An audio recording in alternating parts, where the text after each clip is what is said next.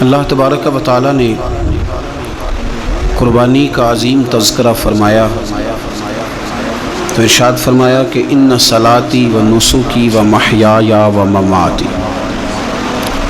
اے محبوب علیہ السلام، بے شک آپ یہ فرمائیں کہ بے شک میری نماز اور میری قربانیاں، بہت تفصیل میں ڈیٹیل میں جانے کی ضرورت نہیں، قرآن مجید نے مختصر بات کی کہ میرا جینا بھی اور میرا دنیا سے جانا بھی، نماز بھی، قربانی بھی، جینا بھی، مرنا بھی۔ اب اس اجمال نے ساری تفصیلوں کو اپنے اندر بند کر دیا ہے۔ جتنی تفاصیل قربانی کے بارے میں، راہ خدا میں دینے کے بارے میں ہو سکتی تھیں، وہ ساری اس آیت نے بند کر دی، بات ختم کر دی۔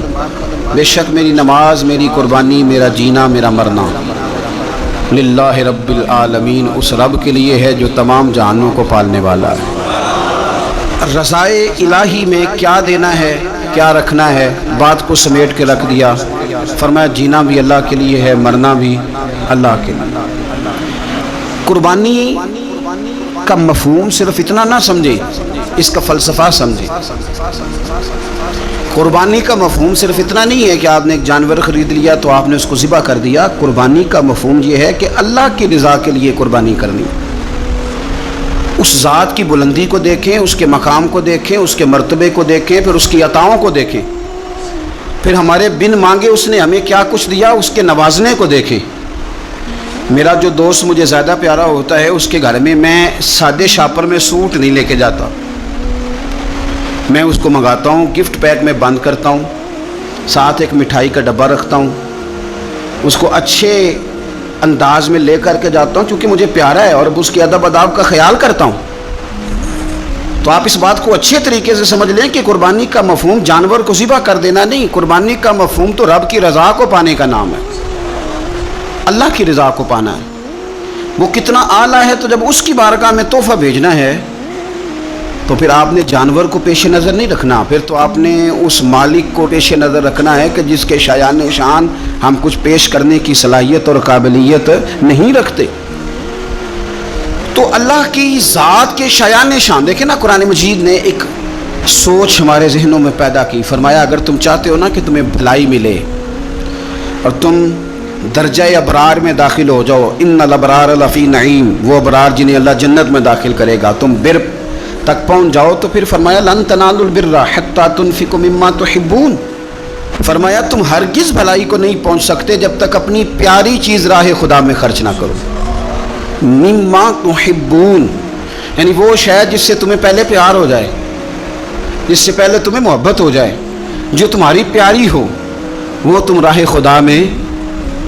آپ اس مفہوم کو اچھے طریقے سے ذہن میں ہم لوگ کیا کرتے ہیں، ایک جانور لینا ہے، بس ٹھیک ہے جی مناسب مل گیا تھا، ذبح کر دیا۔ آپ اس کیفیت کو تو سمجھیں کہ یہ تحفہ کسی معمولی آدمی کو نہیں دینا، یہ رب کریم کی بارگاہ میں پیش کرنا۔ آپ ناراض نہ ہوں تو ہم تو معاذ اللہ قربانی کے موقع پر بھی جوے کا انتظار کرتے ہیں۔ آخری دن دیکھوں گا جوا چڑھ گیا، دب گیا۔ اگر تو جانور بڑا نیچے گر گیا تو موج بن گئی۔ مثلا کیا ہو جائے گا، 20,000 سستا ہو جائے گا کیا؟ تو آپ کا یہ نفع نہیں کہ اللہ کی رضا کے لیے 20,000 اور زیادہ لگ جائے اللہ کے رستے میں۔ وہ جو سٹیٹس تھا نا رب کی رضا کے لیے دینے کا، اپنی پیاری چیز مما تحبون، اور اس کے تحت ہمارے مفسرین نے لکھا اس سے مراد صرف مال دینا نہیں کہ کوئی بندہ سمجھے صرف مال دوں گا تو نیکی تک پہنچ جاؤں گا۔ وہ کہتے ہیں اگر تجھے برادری پیاری ہے تو برادری قربان کر مصطفیٰ کے نام پر، اگر تجھے عہدہ پیارا ہے تو اپنا عہدہ قربان کر نبی پاک کے نام پر، اگر تجھے علاقہ پیارا ہے تو ہجرت کر رسول اللہ کے نام پر، اور اگر تجھے اپنی ذات پیاری ہے، اگر تجھے اپنا آپ پیارا ہے تو جان پامے نہ جان میرے محبوبہ، میں تے لگیاں توڑ نہ بیساں، راہ تیرے وچ رول کے مرساں، تے قدم نہ پیچھا ہٹیساں، سجنا جان امانت تیری، تو جدوں منگ سے میں پیش کرے سا، جان امانت تیری جدوں منگ سے میں پیش۔ ہمارا جو معیار بنے نا اللہ کے رستے میں دینے کا تو بڑا کمزور ہے، اس میں لطف نہیں، اس میں حضرت عبداللہ ابن عمر، یہ سادی باتیں ہیں پر اس کے کبھی حسن کو سمجھیں۔ شکر کھانا انہیں پسند تھا، کس میں ہوتی ہے نا، کچھ لوگوں کو گوشت پسند ہوتا ہے، تو کچھ بچے ایسے ہیں کہ وہ گوشت پک جائے تو وہ گھر سے نکل جاتے ہیں اس دن. حضرت کو شکر بڑی پسند تھی تو شکر کی بوریاں منگاتے تھے اور وہ منگا کے اللہ کے راستے میں خیرات کرتے تھے. آپ کے صاحبزادے کہتے ہیں حضور آپ پیسے دے دیں, کسی بندے کو کوئی ضرورت ہوگی تو وہ وہاں وہ لگا لے گا. تو آپ فرمانے لگے اللہ کہتا ہے پیاری چیز خرچ کرو, تو مجھے یہ پیاری ہے تو میں یہ نہ خرچ کروں. جو چیز آپ کی محبوب ہے, جو آپ کو جان سے عزیز ہے, جس سے آپ کو دلچسپی ہے, وہ جب آپ اللہ کے راستے میں دیتے ہیں تو پھر آپ یؤمنون بالغیب کی ایک بڑی خوبصورت تفسیر بن جاتے ہیں کہ آپ نے تحفہ سجا کے, سوار کے, نکھار کے, خوشبو لگا کے, اچھی پیکنگ میں آپ نے اپنے مالک کے حضور پیش کیا. لیکن اگر آپ کہیں کہ اوہو خرچے بڑے زیادہ تھے, پہلے ہی حالات پہلے ہی بڑے خراب تھے, اب قربانی بھی سر پہ آ گئی ہے معاذ اللہ, تو آپ نے نا وہ مزہ خراب کر دیا, وہ ذائقہ نہیں ٹھیک رہا. وہ تو سودا ہی بڑا قیمتی ہے, وہ کہتا ہے تو ایک دیتا جا 70 لیتا جا, اور نفع ہی نفع, نقصان والا کھاتا ہی کوئی نہیں. تو قربانی کا ماحول سمجھے, مزاج سمجھے, پیاری چیز, وہ کو 10 دن آپ کے پاس رہے, اس سے آپ کو دلچسپی ہو جائے, کبھی آپ اسے دیکھنے جائیں, کبھی گھاس ڈالنے جائیں, کبھی اس کی پشت پہ ہاتھ پھیریں. یار نبی پاک کا قربانی کے ساتھ جو ذوق ہے اس کو ملاحظہ تو کریں. کبھی نہیں کہا سیدہ فاطمہ سے کہ اپنے کمرے سے باہر آ, کبھی نہیں کہا, کبھی نہیں کہا حضور نے. اور پھر میں غریبوں سے بھی کہتا ہوں کہ نبی پاک پر کبھی زکوٰۃ فرض نہیں ہوئی, اتنا مال ہی نہیں تھا کہ زکوٰۃ فرض ہو, کبھی زکوٰۃ فرض نہیں ہوئی, لیکن قربانی حضور ایک نہیں دیتے تھے, 2 دیتے تھے. اور ایک اونٹ میں 7 حصے ہوتے ہیں, 7. لیکن جب حضور حج کرنے گئے تھے تو میرے نبی پاک نے 63 اونٹ ذبح فرمائے. ذرا 7 سے ذرا دیکھے تو دیکھو کتنے بنتے ہیں. ہم سارا سال امیر ہوتے ہیں, عین قربانی کے دنوں میں غریب ہو جاتے ہیں. موٹر سائیکل چھوٹی عید کے بعد لی تھی, اس کے لیے پیسے تھے, لیکن قربانی کی جانور کی باری آئی تو ہاتھ تنگ ہو گیا. پتہ نہیں وہ کیسے تنگ ہو گیا, اللہ ہی بہتر جانتا ہے. اپنے ماحول کے اندر وہ خاص ایک خوشبو پیدا کریں جو رضا الہی کا. حضور نے کبھی نہیں سیدہ پاک سے فرمایا کہ باہر آؤ, لیکن حسنین کریمین فرماتے ہیں کہ حضور نے قربانی کا جانور خریدا, پھر سیدہ فاطمہ الزہرا رضی اللہ تعالی عنہا کے صحن میں حضور لائے. صحن میں نبی پاک سے زیادہ نازک مزاج بندہ کوئی نہیں کائنات میں آئے گا. حضور کے وجود اطہر پر مکھی نہیں بیٹھتی تھی, پسینہ آتا تھا تو خوشبو آتی تھی, لیکن حضور قربانی کا جانور دست مبارک سے ذبح فرماتے. اور کہا فاطمہ ادھر آ بیٹے. سیدہ کمرے سے باہر آئیں تو فرمایا یہاں کھڑی ہو, میں تیرے سامنے تیری قربانی کا جانور ذبح کرنے لگا. آپ ذرا اس بات کو دیکھ کر مسند امام احمد بن حنبل میں حضور نے فرمایا جانور سونا بھی ہونا چاہیے اور اس کی قیمت بھی زیادہ ہونی چاہیے, با اعتبار قیمت بھی زیادہ ہو, مہنگا خرید کے لائے ہوں آپ. کیوں؟ اس لیے کہ دینا اس رب کی بارگاہ میں ہے جو بڑی شانوں والا ہے. تو ہم نا آہستہ آہستہ ان چیزوں سے پیچھے ہٹتے جا رہے ہیں جو چیزیں ہمیں اللہ کے قریب کرتی ہیں. ہو جاتا ہے کچھ چیزوں سے پیار ہونا چاہیے, لیکن جب اس چیز سے بڑھ کر رب سے پیار ہو, اس کے محبوب سے پیار ہو, تو پھر وہ چیزیں کوئی اہمیت نہیں رکھتی. حضرت حارثہ بن نعمان رضی اللہ تعالیٰ عنہ کہتے ہیں میں نے چھوٹی سی ایک گھوڑی لے کے پالی, پیار بھی بڑا ہو گیا, وہ بڑی بھی ہو گئی, خوبصورت بھی بڑی تھی, اور کبھی کبھی میرے بچے مذاق بھی کرتے, کہتے ابا سچ بتا ہم سے زیادہ پیار ہے کہ اس گھوڑی سے زیادہ پیار ہے؟ کیونکہ گھر آتے ہی آپ پوچھتے ہیں چارہ ڈالا کہ نہیں, پانی پلایا کہ نہیں, تو پیار اس سے زیادہ کہ ہم سے. تو حضرت حارثہ بن نعمان فرماتے تم نے جتنی باتیں کرنی ہیں کرو, اور مجھے پیار ہے تو میں کیا کر سکتا ہوں. بڑی خدمت کرتے, پیار کرتے. آیت نازل ہو گئی لن تنالوا البر حتی تنفقوا مما تحبون. غریب آدمی, ماڑا بندہ, گھوڑی کی لگام پکڑی اور مدینے والے رسول کی بارگاہ میں پہنچ گئے. یا رسول اللہ میری قبول کر لیں. آپ یقین کریں حالات خراب ہوتے ہیں تو لوگ سب سے پہلے وہ والا 100 بند کرتے ہیں جو مسجد جاتا تھا. سب سے پہلے لوگوں نے وہ رستے کاٹے, وہ کنیکشن کاٹے جو اللہ کے رستے میں جاتے تھے. کیا کرتے ہو صاحب, یہ تو اصل ہے, باقی تو ساری فروعات ہیں, باقی تو ساری شاخیں ہیں, تو آپ نے جاڑی کاٹ دی جہاں سے آ رہا تھا. اپنی ساری ضروریات لوگ پوری کریں گے اور 1.5 لاکھ تنخواہ میں سے پورا 2000 مسجد دے کے کہیں گے دیا تو ہے 2000. لیتے وقت کبھی نہیں حساب کریں گے کہ اللہ سے لیا کتنا ہے, دیتے وقت گنیں گے, شمار کریں گے. تو بھائی حضرت سیدہ اسماء بنت ابی بکر صدیق کہتی ہے میں ایک دن گن کے نا حضور کی بارگاہ میں کچھ پیسے, تو عورتوں کی طبیعت ہوتی ہے وہ گنتی بھول بھی جاتی ہیں اور کئی دفعہ احتیاطاً بھی 3-4 دفعہ گن لیتی ہیں. کہتی میں نے 2-3 دفعہ پیسے گن کے حضور کو دیے تو سرکار مسکرائے, فرمانے لگے اسماء رب کے راستے میں گن گن کے نہ دیا کر, یہ بخاری ہے، گن گن کے نہ دے۔ یا رسول اللہ کیا کروں؟ فرمایا تو اس کے رستے میں بے حساب دے، وہ بھی تجھے بے حساب ہی عطا فرمائے۔ زاہدوں نے یہ عجب کام کیا، عجب ہے کہ تسبیح کے دانوں سے جو کام لیا، چاہیے تھا کہ بے شمار پکارتے تجھ کو۔ یہ بھی کوئی بات ہے کہ گن گن کے تیرا نام لیا؟ یہ بھی کوئی بات ہے گن گن کے تیرا نام لیا؟ میرے عزیز سمجھ لیں اچھے طریقے سے، حضرت حارثہ بن نعمان گھوڑی لے کے آ گئے، یا رسول اللہ قبول کر لیں، تو حضور نے فرمایا تیری قبول ہو گئی۔ اس بات کو ذرا پھر ایک دفعہ سمجھ لیں، تیری قبول۔ حضور کو پتہ ہے نا اس کا پیار بڑا ہے، حضور کو پتہ ہے اس نے پالی ہے، پر لے آئے تو فرمایا تیری قبول رکھ لی۔ چونکہ آپ کی جو روحانی ترقی ہے وہ بغیر اس کے ممکن نہیں۔ حضور نے وہ رکھ لی گھوڑی۔ جناب حارثہ بن نعمان خوشی خوشی گھر چلے گئے، ان کے بیٹے زید بن حارثہ آئے، نبی پاک نے فرمایا یہ بھی اللہ کے راستے میں مجھے تحفہ ملا ہے، اب میں تجھے تحفہ دے رہا ہوں۔ حضرت زید بن حارثہ نے گھوڑی لی، دوبارہ گھر گئے تو والد کہنے لگے یہ کیوں لے آئے ہو؟ یہ تو میں دے آیا تھا۔ تو وہ بھی صحابی تھے نا، کہنے لگے آپ نے مصطفیٰ کو تحفہ دیا تھا، مصطفیٰ کریم نے مجھے دے دیا ہے۔ تو حضرت حارثہ بن نعمان رو پڑے، فرمایا دیکھو میرے کریم کا کرم، قبول بھی کر لیا ہے اور یہ بھی انہوں نے ثابت کر دیا ہے کہ رہے بھی تیری آنکھوں کے سامنے۔ تو اپنا وہ جو خاص ذوق ہے اللہ کی راہ میں کچھ دینے کا، جانور کو قربان کرنے کا، احسار کرنے کا، قربانی دینے، اس ذوق کو کبھی بجھنے نہ دیں۔ دیکھیں نا نبی پاک صلی اللہ علیہ وسلم نے نا حد بیان کر دی، اور میرا خیال ہے یہ حدیث سمجھنے کے بعد بھی اگر سخاوت کا ذوق پیدا نہ ہو تو پھر بندے کو نا سرجری کرانی چاہیے دل کی، پھر اس کو سرجری کی ضرورت ہے۔ نبی پاک صلی اللہ علیہ وسلم نے فرمایا اللہ کے راستے میں خیرات کر کے جہنم سے بچ جاؤ، اللہ کے راستے میں خیرات کر کے جہنم سے بچ جاؤ، اللہ کے راستے میں دیکھ کے جہنم سے بچ جاؤ۔ اگر کچھ نہ ہو سکے تو کھجور کا ایک ٹکڑا ہی اللہ کے راستے میں خیرات کر دیا کرو۔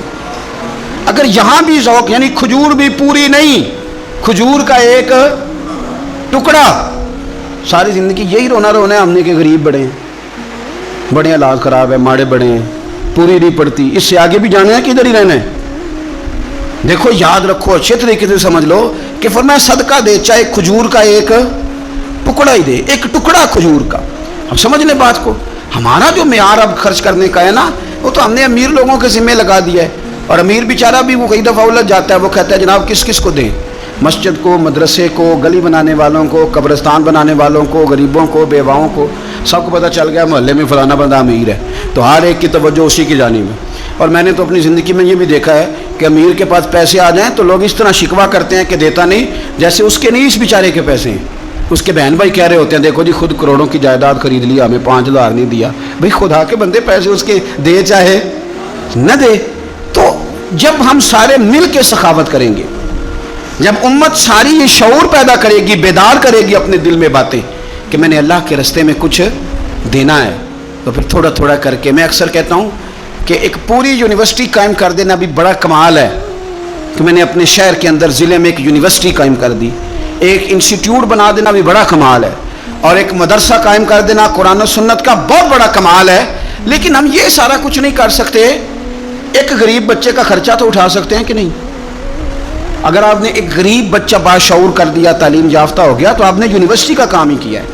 لیکن ہم اس طرف بھی آنے کو تیار نہیں ہوتے۔ اپنی قربانی کے لحاظ سے ماحول کو سخاوت کا رنگ دیں، ماحول کو ذوق کا رنگ دیں۔ ہمارے ہاں لوگ پوچھنے لگ جاتے ہیں کہ قربانی کا سارا گوشت گھر میں رکھنا جائز ہے؟ بالکل جائز ہے۔ سارا گوشت کیا پورا اونٹ آپ گھر میں کھا لیں، شریعت آپ کو منع نہیں کرتی، لیکن کس نے کان میں بتایا تھا کہ قربانی کے بعد گوشت ملنا ہی نہیں؟ آپ یقین کریں، پوچھیں الیکٹریشین لوگ جو یہ کام کرتے ہیں، مکینک لوگ، ان سے پوچھیں، وہ کہتے ہیں سب سے زیادہ فریزر کا کام آنے لگ گیا ہے، لوگ فریجیں ٹھیک کرا رہے ہیں اس لیے کہ گوشت سٹاک کرنا ہے، پتہ نہیں اس کے بعد کوئی بکرا ہاتھ آئے کہ نہ آئے، آخری سمجھ کے کھانا ہے۔ ایسا نہ کرو۔ اگر سارا گھر میں رکھنے کا مفتی صاحب سے فتویٰ پوچھ لیتے ہو تو کیا کسی مفتی نے یہ فتویٰ نہیں دیا کہ سارا بانٹ دینا بھی جائز ہے؟ یہ بھی فتویٰ پوچھو کسی سے، قربانی ساری رکھنی بھی جائز ہے اور ساری بانٹ دینی بھی، ایک لقمہ بھی نہ کھائیں، ساری بانٹ دیں، آپ بانٹتے رہیں، رب کریم آپ کو اور دینے کا ارادہ فرماتا رہے گا۔ تو اپنے ہاں یہ ذوق، اللہ کے راستے میں خیرات کرنے کا شوق، وہ خاص توانائی، وہ خاص اور پیاری چیز۔ حضرت انس بن مالک رضی اللہ تعالیٰ عنہ فرماتے میں بڑا فرما بردار تھا اپنی ماں کا۔ اماں चूल्हे में आग जलाने लगती तो हज़रत अनस बिन मालिक अर्ज़ करते, अम्मा जी आग तो मुझे भी जलानी आती है, रोटियां नहीं पकानी आती, तो मैं आग जला देता हूँ, आप रोटियां पका दें। बच्चे सारे ही अच्छे होते हैं पर कुछ की अदाएँ बड़ी निराली होती, वो फर्मा बरदार होते हैं, उनसे प्यार हो जाता है। हज़रत अनस बिन मालिक कहते हैं मेरी अम्मा बड़ा प्यार करती थी, मेरी उम्र 10 साल हो गई और मदीना भी सारा नूर से भर गया, मदीने वाले रसूल हिजरत करके तशरीफ़ ले आए। अब ये लाडले बेटे हैं, माँ के लाडले लाडले बेटे, अल्लाह अकबर। माँ ने क्या किया, हज़रत अनस बिन मालिक का बाजू थामा, मदरसे में नहीं लेके गई, यूनिवर्सिटी में नहीं लेके गई, कॉलेज में नहीं लेके गई, जहाँ से सारे इल्म जन्म लेते हैं ना, जहाँ से सारी यूनिवर्सिटियाँ बनती हैं, उस महबूब की बारगाह में बेटा पेश कर दिया। दिल पे हाथ रख के बताओ, मैंने कह दिया आपने सुन लिया। इश्क हो जाए हमें मुर्शद से, इश्क हो जाए हमें उस्ताद से। लोग बच्चा पढ़ने के लिए तो उनके इदारे में भेज देते हैं, कभी आपने सुना हो कि कोई बच्चा इसलिए भेज दे कि ये आपके घर के काम काज करेगा? ये बड़ा मुश्किल काम है, इंसान को औलाद कमज़ोर कर देती है, बंदा औलाद के हक़ में बुज़दिल हो जाता है, वो नहीं तस्लीम करता कि मेरा बच्चा इस तरह नौकरी करे, लेकिन ये शान है उनके गुलामों की। हज़रत अनस बिन मालिक का बाजू थाम के माँ ने कहा, और माँ ने कहा मुस्तकबिल की कोई फिक्र नहीं, ला के हुजूर की बारगाह में पेश किया। अर्ज़ करने लगी, या रसूल अल्लाह सल्लल्लाहु अलैहि वसल्लम, अनस ना आपके घर के काम काज किया करेगा।